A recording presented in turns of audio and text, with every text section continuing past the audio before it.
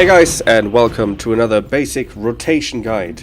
Today I want to talk to you guys about the staff Daredevil build. I know a lot of you have been requesting Mirage, but I'm still kind of gathering a lot of info on that. That guide is coming, but for now I'm just going to finish up the Thief builds. So, last time we talked about the Deadeye. Today I want to talk about the staff Daredevil, which is the Heart of Thorns elite specialization for the Thief. Again, a power DPS spec, which really is fairly different from the Deadeye. But before I start, I want to quickly talk about one thing that I kind of maybe skipped over a little bit on the Deadeye guide. A lot of people have pointed this out to me. And that is just real quick, the importance of flanking on a thief. Okay, flanking is extremely important on thieves, even more on Deadeye than on Daredevil. That's one, because you have this trait here, Twin Fangs, which increases your crit chance when you strike from behind or the side. On a Deadeye, of course, you also have the backstab aspect to the stealth attack, right? So I encourage you guys to always read your traits. I may skip over some traits every now and then, because really the focus of these videos is supposed to be like the rotation, the principle, I like to call it, behind the rotation, right? Like every rotation has a thought process to it. Every rotation has a certain thing that makes it unique that you kind of need to understand to be able to like adjust your rotation and not just copy paste it, you know? Because you can watch a rotation guide and just like kind of copy the button presses, right? But to really to really be able to like adjust your rotation to boss fights, etc., you need to like understand the principle, and that's kind of what I'm trying to put my focus on. So yeah, but enough talk about that. Let's just jump into the guide. First of all, this is a staff build. You use staff on this guy, not daggers. And what is the principle of the Daredevil? Now, the Deadeye's principle was kind of like playing around stealth attack and playing with the reveal debuff, right? On Daredevil, it really couldn't be much different, right? More different, because you're not going to stealth at all, but you are going to play with some buffs. The Daredevil, in my opinion, by the way, one of the best designed elite specs, just like from a design perspective, I think, is plays around with dodging. Now, if you look into your trait lines on Daredevil, your Grandmaster traits, they each change your dodges. First of all, you have 3 dodges instead of 2 on this spec, and then your dodges all have a special interaction based on the trait that you choose. Okay, for example, you can use the power DPS dodge, which is like a, you know, like he has like a little impact when you hit the ground, you deal some damage, and you get a powered bonus damage buff for a few seconds. Then you have the Condi equivalent of that, which is basically like a dodge where you like throw a bunch of daggers, apply some Condis, and afterwards you get a condition damage buff. And you have the skip speed one that you probably see in a lot of dungeon skips, or even in PvP you see this a lot, which is just like a dash forward that then gives you like a defensive buff and also swiftness. For this one, we're of course going to use the power damage buff. It's called Bounding Dodger.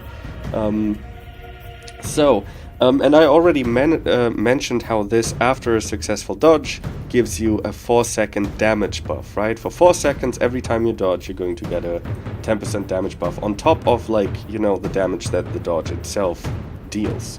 So, remember how we talked about in previous guides, how I talked about burst spikes? That's a very common theme for all power classes. You always play around burst spikes, and then you kind of have these filler phases.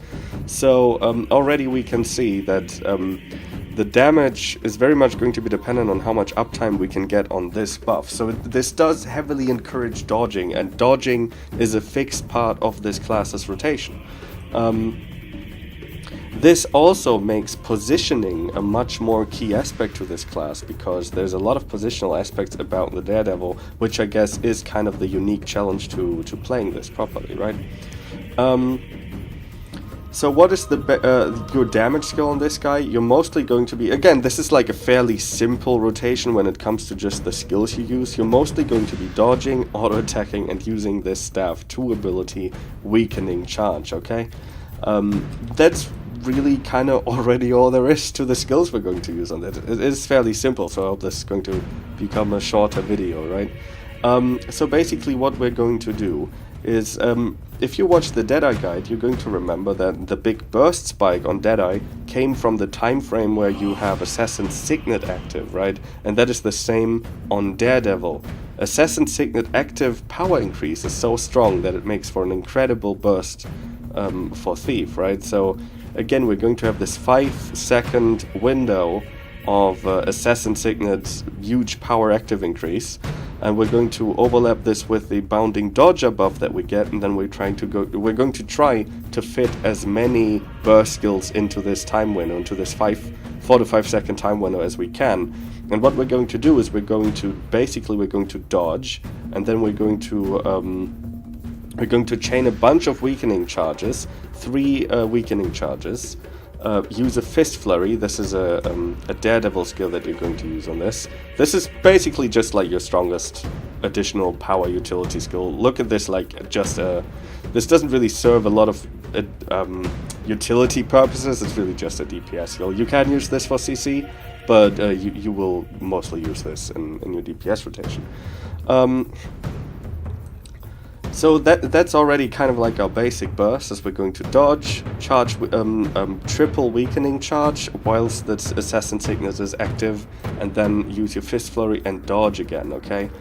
I'm going to just quickly demonstrate like the opening of the rotation here, right? Let me just quickly give myself a few boons. All of the boons, all of the profession-specific enhancements. So when you practice this, I would suggest using a small hitbox size. That is because I mentioned how positioning is really key on this class, right? That is because you do have more crit chance when you flank an enemy, but you're going to dodge around a lot, right? So you can already see just this dodge changes your position so much. So trying to keep up the flanking buff, which means attacking from behind or the side, whilst maintaining your dodges, means you're always going to change your position, and you need to do this in a way that you don't jump in front of the enemy, because that's going to you're going to lose a lot of crit chance doing this, and crit chance is huge, right? If you don't crit on your big burst, for example, that's going to be a huge DPS increase.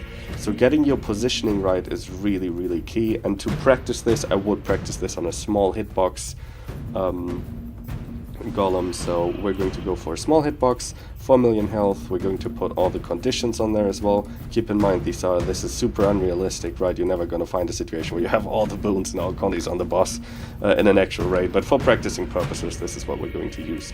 Now, before I start the fight, and you should do this in every raid boss as well, I'm going to pre-dodge, because you actually have a trait in here. Where is it? This one, I think. Deal bonus damage when your endurance is not full, okay? Keep this in mind. We are going to dodge a lot, so this shouldn't be a problem, right? You should never have a full endurance, because we're always going to spam our dodges, right?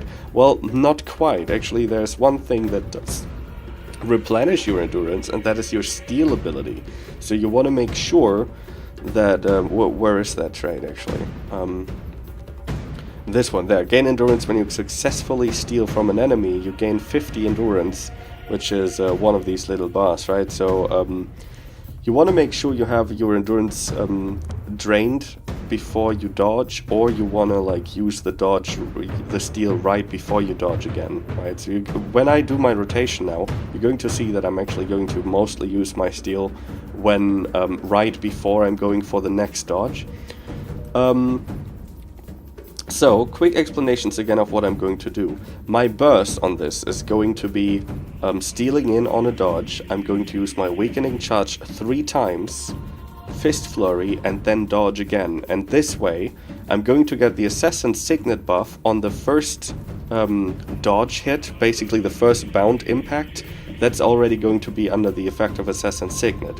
3 weakening charges, 1 fist flurry, all under the effect of Assassin Signet, and then I'm going to dodge to the other side of the golem, which, if I do it fast enough, is still going to be affected by Assassin Signet. So the second bound should still be affected by the Assassin Signet.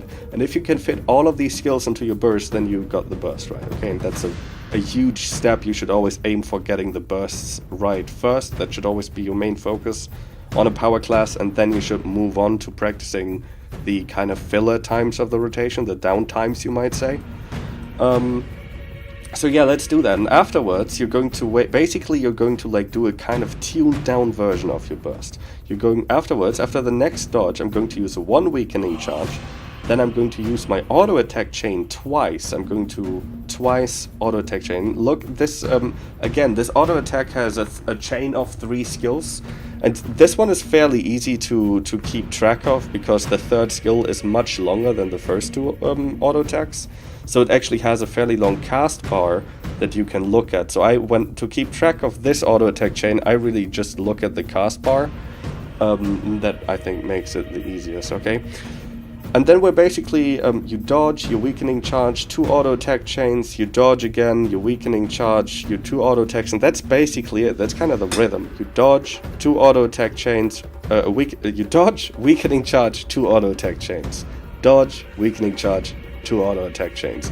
And you do this until your Assassin Signet comes back off cooldown, and at that point you're going to have regenerated so much initiative that you can set up your burst again, right? So as soon as you've done, as soon as you see your Assassin Signet back up, you're going to go for dodge. During the dodge, you always want to cast Assassin Signet before the bound lands. So cast this while you're dodging, while you're midair. And then you're going to go for the burst again. And that's pretty much the entire loop. That's pretty much all there is. You burst, then you go to your downtime filler rotation, which is dodge, weakening charge, 2 auto attack chains, and dodge again. And your burst is basically dodge, Assassin Signet, triple weakening charge, fist flurry, and dodge again, right? And that's basically it. That's basically it. So let's get into a rotation, and hopefully you guys will see what I've been rambling on about for so long. Okay, so I'm just going to use Thieves Guild as an elite.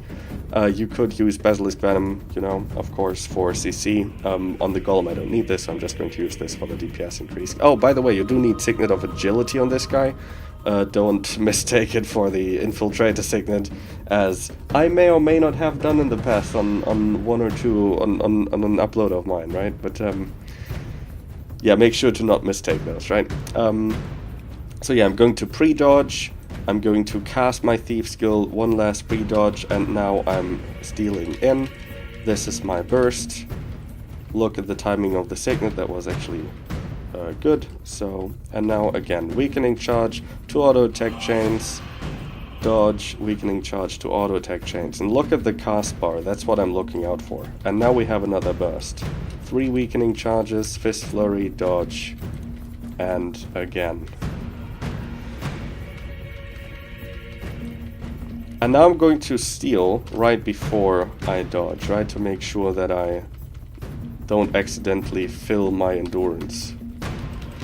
And that's pretty much all there is, right? That's pretty much it. Might as well stop at this point, you might think, right? I'm not going to finish this entire rotation. I hope you got the gist of it, right? Let's quickly repeat just the burst again and just the downtimes, okay?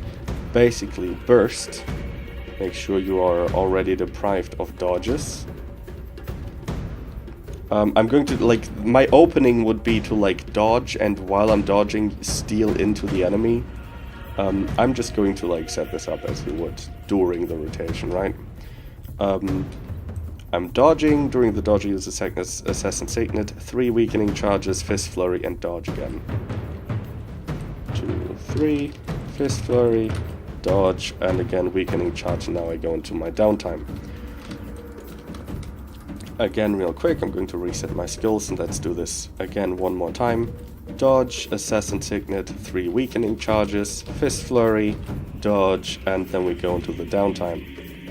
So now, to quickly show the downtime again, it's very simple. You dodge, weakening charge, 2 auto attack chains, and you dodge again, and weakening charge.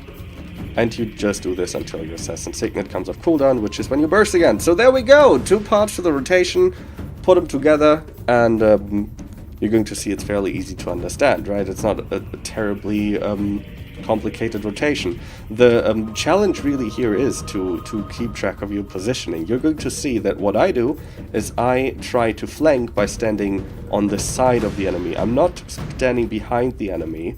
because to make sure that I always hit with it, like the worst thing you could do basically is dodge like this and then weakening charge in, because you're missing your bound impact that way, right? You want to make sure to always dodge in a way that you hit the enemy close to his hitbox. You want to dodge through him, basically. That is the easiest way to do it, dodge through him.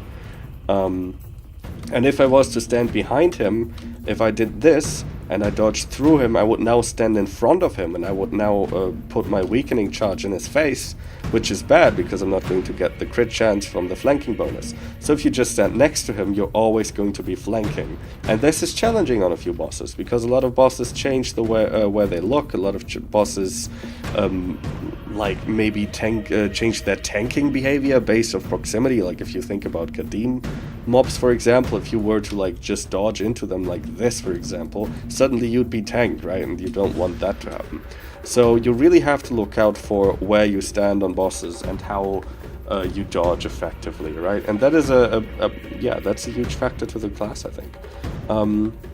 Okay, now that we've kind of covered the rotation, there's one more thing that we need to talk about, and that is, why would you ever take this over a Deadeye, right? Why would you ever take this over a Deadeye? Deadeye is already a great power DPS slot. Why would you take the Daredevil instead? And there's a couple of reasons. First of all, I guess to quickly point this out, Deadeye has a trait that gives him a damage percentage increase per boon that he has. That makes Deadeye a great choice when you play with a comp that gives you a lot of boons, right? That made Deadeye so strong in metas where for example, Chrono was busted for giving so many boons. That made it better for that, right?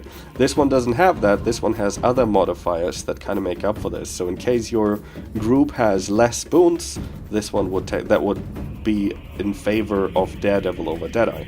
Now, probably the main reason people play this, however, is the steal skill. Probably the biggest difference between Deadeye and Daredevil is the steal, right? Deadeye has a completely different steal mechanic where it just marks your foe. This one will steal to a foe, and based on the steal, based on the type of enemy you steal from, you're going to get a certain ability. And this is true for raid bosses as well. Raid bosses will give you different steal skills. So let's just quickly go through these steal skills. You can emulate these in here as well. Nicely done, Arena Man. Honestly, it's great that they thought about this.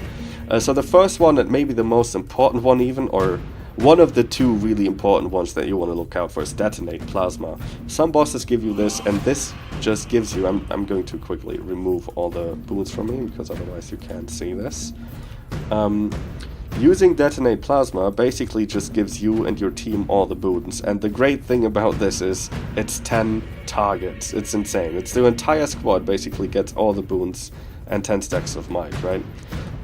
Pair this with a Chrono. Keep in mind how Signet of Inspiration works on a Chrono, where it like enhances the duration of the boons on your team. So basically, if you start your rotation with a Thief stealing Detonate Plasma, and now you have 2 Chronos spamming Signet of Inspiration, you're basically going to be set for boons, right? This is great for boons. This, depending on what kind of team you run with, this allows your team to run way more offensive Chrono builds, to even choose different skills, and it's very effective on a lot of bosses. You're going to see on some speed kills, you even see people precasting this, right? Because of just how insane these boons are. So that's one big impact skill. The next one would be this one. This one's called a Throw Magnetic Bomb, and I'm quickly going to demonstrate this. Basically, you throw a bomb at a target, and then it pulses 3 times, and this actually does not only CC, this pulls in enemies 3 times. This is a very strong CC ability. Also, this actually deals a ton of damage. So I would actually say this is probably the best one for just pure damage purposes. The Detonate Plasma kind of shines when your team adjusts their comms as you use this. This one is really, on a lot of bosses, why you play this. One boss, for example, where you see a lot of people play Power Daredevil is Samurok, and that's because Samurok has, every 10% he has a CC phase, and when you steal on Samurok, you get this Throw Magnetic Bomb. So every 10% you actually add a lot of CC to the fight, right? And that is not to be underestimated. That speeds up the fight significantly. And if you can use it for DPS, that's actually even better, because it's great for DPS. So yeah, these steal abilities are a big factor to where you would want to play this. For example, now there's two more, of course. There is the Soulstone Venom, which gives your teammates a venom that deals some extra damage. It's not that great, it's not really something that you play this for.